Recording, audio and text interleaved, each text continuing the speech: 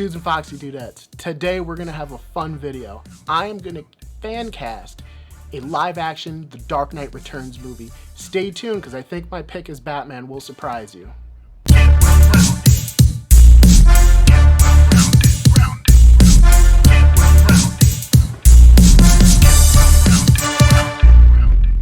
Hey guys, welcome back to The Well-Rounded Dude. My name is Chris. If you're new here, welcome. On this channel, we cover a whole bunch of topics trying to elevate you to that well-rounded status. But every once in a while, we do a fun video like this where I'm going to give you my picks on if they were casting a Dark Knight Returns live-action movie. And I think it's going to be a lot of fun, so let's hop into it. Okay guys, first and foremost, we should get this out of the way. There is no live-action Dark Knight Returns movie coming. This is just what I thought would be a little bit of fun. These are my picks. This is my opinion. And from here on out, there are going to be some spoilers, mild, maybe major, I don't know, for the Dark Knight Returns story. So if you haven't read it or seen the two animated movies that DC put out, which will both be linked down in the description, you might not want to watch this.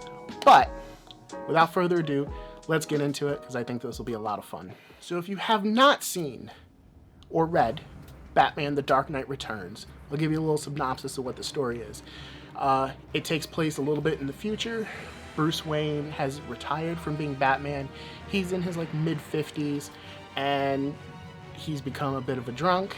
The city is gone to hell and he decides to come out of retirement and be Batman again in a time when he probably shouldn't, when politics are not in his favor and his age has gotten to him and he's out of shape, but he's going to get back out there and clean up the streets. So now that you know a little bit about the story, we're going to pick some of the characters. I'm not going to pick every character and cast every one because that would make this video super long. So what I've done is I've gone to Wikipedia and I'm looking at, right now, I'm looking at the clickable characters that are in the story, and I'm going to cast those. Now there's going to be a couple that I won't do, or ones I should say that are not clickable that I am going to cast because I think it's fun and I have a really cool idea. So we're going to get into it. The first one, so if you don't mind me while I scroll through, I think we're going to go with Robin. Now, it's not the typical Dick Grayson or Tim Drake or Jason Todd or Damian Wayne or whatever one that you may be familiar with. This Robin is actually Carrie Kelly. She's a female. She is, in the story, she's 13 years old. With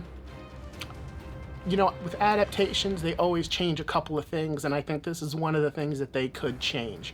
For her, I would cast Bella Thorne. Now, if you're not familiar with Bella Thorne, she was in the Disney series called Step It Up, I think is what it was called, with Zendaya. But since then, she has gone through puberty and is much older now. She's not 13, but she's in her 20s, so she could pull off maybe a 16-year-old, and the story could adapt to that.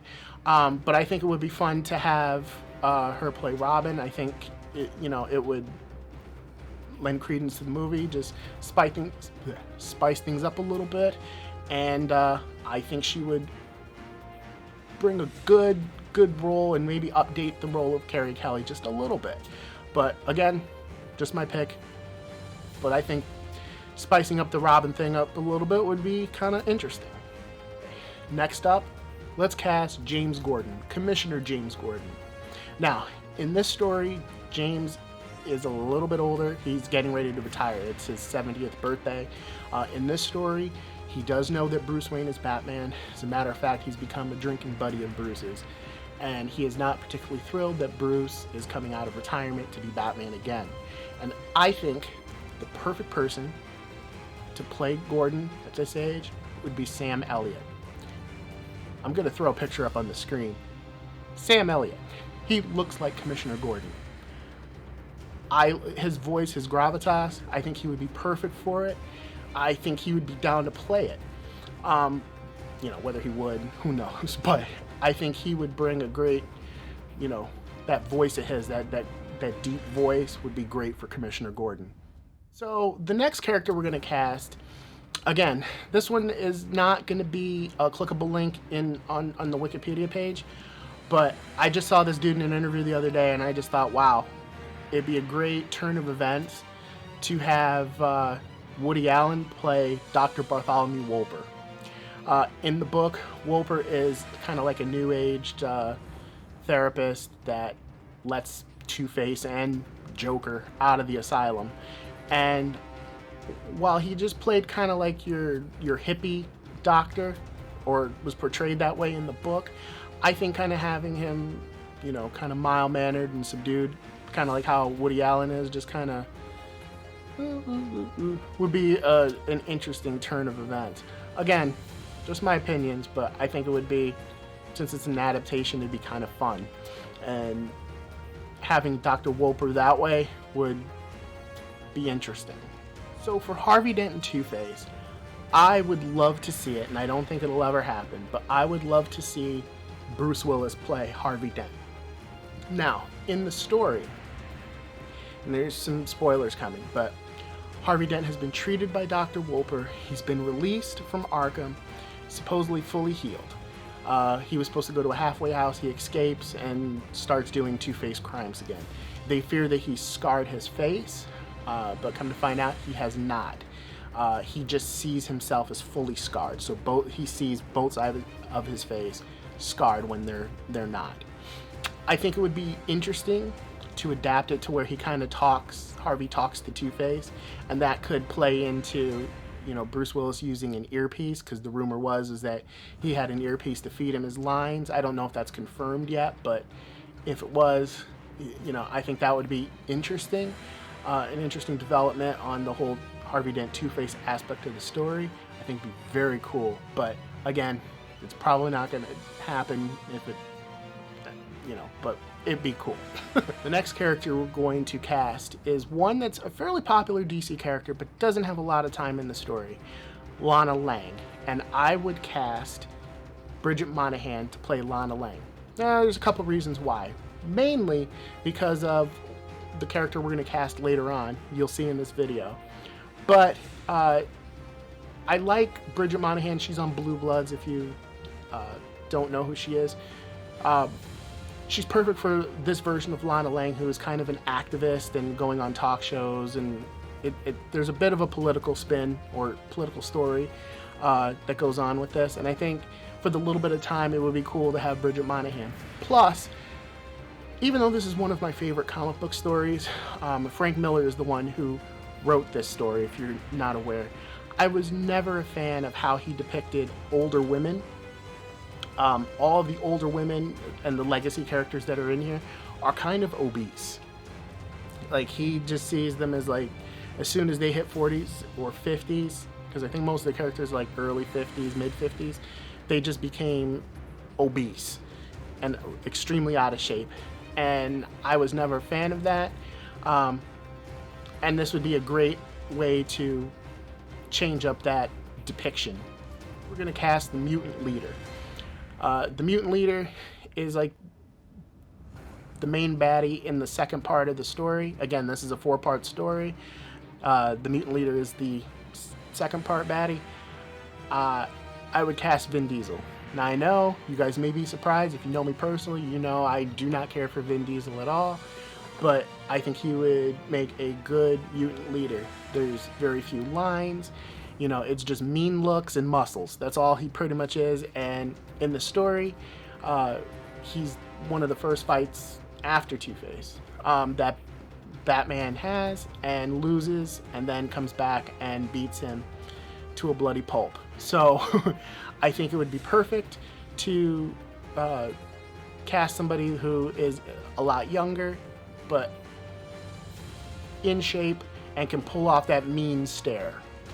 Next, we got another popular DC character who has a very limited appearance in this story, Oliver Queen. In the book, Oliver Queen is handicapped. He lost his left arm in a fight with Superman, and he deals one of the devastating blows in the book's finale to Superman that allows Batman to quote-unquote win. Read the story if you want to find out. But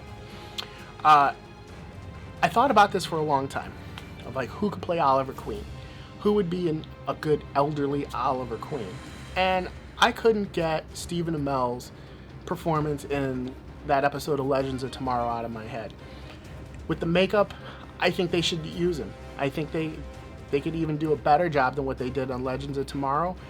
Make Stephen Amell look a little bit older, and have him go after, or however they want to adapt the story, but have him as elderly Oliver Queen. It'd be great publicity for the movie. Again, this movie is never going to happen, but if it did, he would be amazing. Another legacy DC character, Selena Kyle. She doesn't get a lot of book time or screen time, but we could have a great legacy actress come back to play her. Again, I'm not a fan of how Frank Miller sees women when they hit, their early 50s, which is what Selena Kyle is supposed to be. Again, most of these characters are supposed to be in their 50s. In the book, she is very obese, and she's running an escort business. That's one of the things I hope if they ever did this movie, they should change, is let her be doing something else. But if you're going to have a legacy character like Selena Kyle, then have a great legacy actress like Michelle Pfeiffer come in and play Selena Kyle once again. Just like having Stephen Amell come back and playing Oliver Queen, it'd be great publicity to have Michelle Pfeiffer come back into the role of Selena Kyle. I know there was a lot of flack back in the day for her when she played Catwoman in Batman Returns because of her blonde hair. Traditionally, Selena is supposed to be a brunette, but who cares? It's hair color, right? They can change it. Either leave it the way it is or, dye it brunette. But she does, again, the character doesn't have a lot of time in the movie story, so it'd be more or less a cameo, but it'd be a great cameo, and I, as a DC fan, would love to see that. We're getting down to the last three characters, guys, and these are big ones, so let's just hop into it. Superman. Now, before I tell you who I'd pick, in the story, Superman is a bit of a government patsy, an agent of the government. He's kind of not how we've seen him before in other versions. He's just like straight up a agent of the U.S. government and is just kind of a lackey for them, which is not great for Superman's character, but I know a lot of people were upset at that when The Dark Knight Returns originally came out in 1986, but it is what it is. He is the last villain of the story, essentially. I mean, he's still Superman, but he's opposing Batman, so he's the last villain of this story. I would 100% be behind Henry Cavill continuing as Superman, playing this version of Superman in The Dark Knight Returns. I know there's kind of polarizing opinions in that. I enjoy him in Man of Steel. I enjoy him in Batman v Superman, in Justice League, and to be clear, Batman v Superman drew a lot of influences from this story. So that's one of the reasons why that they won't make this, because again, Batman versus Superman is polarizing in and of itself. But there were some people that were upset about the fight, how long it lasted, and this is a great way for redemption of having Cavill play Superman in an adaptation of Dark Knight Returns. And I like his Superman. I think he'd be perfect for it. We could get to see him flex a little bit more than what he was able to in Zack Snyder's versions of Justice League and BVS and Man of Steel. But I think he would be amazing at it because he was already amazing in my opinion. So there you have it. Next up, we have one of the most important characters in this story, the Joker. Now, I have to admit, I didn't think of this all by myself. The Joker is very pivotal to this story. But I got the idea from a meme on Facebook, and there's been a lot of fans wondering why Willem Dafoe hasn't been cast as the Joker yet. This would be the perfect movie for him to play Joker in. He's a little bit older, but he'd still be able to pull it off. I mean, he was a little bit older for Green Goblin, and he still pulled that off. So he could pull off the Joker. And everybody would be happy. Plus, Willem Dafoe seems to want to play the Joker, so I don't think he would turn it down given the opportunity. But he'd be a great Joker, and especially with that final fight between Batman and Joker that happens in this story, final, but I think he would be vicious, and he could pull it off. He'd be amazing. Okay, the one you've really wanted, the one you've been waiting for. Who plays Batman? I told you before, it might surprise you. I would pick Tom Selleck.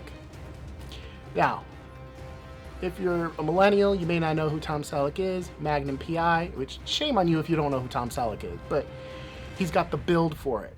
He looks like he's straight out of the Dark Knight Returns comic, except for the hair. The hair is in Dark Knight Returns is gray. Tom Selleck still has his hair color. He has the mustache that Bruce Wayne has in the beginning of the story, and we could get him shaving it off because he is open. Tom Selleck is open to shaving off his famous mustache. He could shave it off on camera. Now, you guys may not think that's amazing, but if you remember Tom Selleck, it's pretty amazing. He's willing to take a role where he has to shave his mustache. He's not opposed to it. So, plus he would have great. I think he would have great rapport with Bella Thorne as Robin, because he's kind of like that older figure. The dude is built for it. Like, I don't know if you guys have seen like Blue Bloods like lately, but he's always wearing 3-piece suits like Bruce Wayne does. And when he walks, you can literally hear the thuds of him walking across stage, like boom, boom, boom. He's got like the build of an elderly Batman. Again, I don't know if he would want to do it, but I just think it would be cool. He fits perfectly in that age range with everybody else that I've mentioned on this list. With Sam Elliott. I think Sam Elliott is older than Tom Selleck, but they could have a great dynamic. Tom Selleck is a good actor, and going up against Bruce Willis as Two-Face, perfect. Going up against Willem Dafoe as a little bit more spry Joker, even though Joker is supposed to be in his 60s, perfect. Going up against Henry Cavill as Superman in the film's climax, cinematic gold, in my opinion. Again, you guys may disagree, but I think Tom Selleck would be perfect for this role. I've said it for years, and everybody was always like, "Oh, Clint Eastwood." Clint Eastwood would make like a good 80-year-old Bruce Wayne for Batman Beyond. He looks like he kicked ass in his day, but that day has passed. That's Clint Eastwood. Tom Selleck looks like he could still kick some ass, right? And that's what we want to see in this movie. So I can't think of anybody else that would be a more suited mid-50s coming out of retirement Batman. And the mustache. Alright guys, that's going to do it for this week's video. How'd I do? What do you think of my picks? Something you would change? Let me know down in the comments. And also let me know if you want to see me do more of these fan castings. I thought this one was really fun, and I'm sure I could come up with some other ones. But please be sure to like, subscribe, comment, share, especially if you like this video. Like, subscribe, comment, share. Do all the social media things, ring the bell, help me fight the YouTube algorithm. And be sure to check out our website, thewellroundeddude.com. Dude15 will get you 15% off your total purchase at our website. And we have a podcast. Please be sure to check that out. It's on most of the major platforms like Spotify and Google Podcasts, Apple Podcasts, and Amazon Music. You can even ask your smart device to play the Well-Rounded Dude podcast, and it should come up. Until next time, guys, we will see you later. So, thank you for joining me. Peace.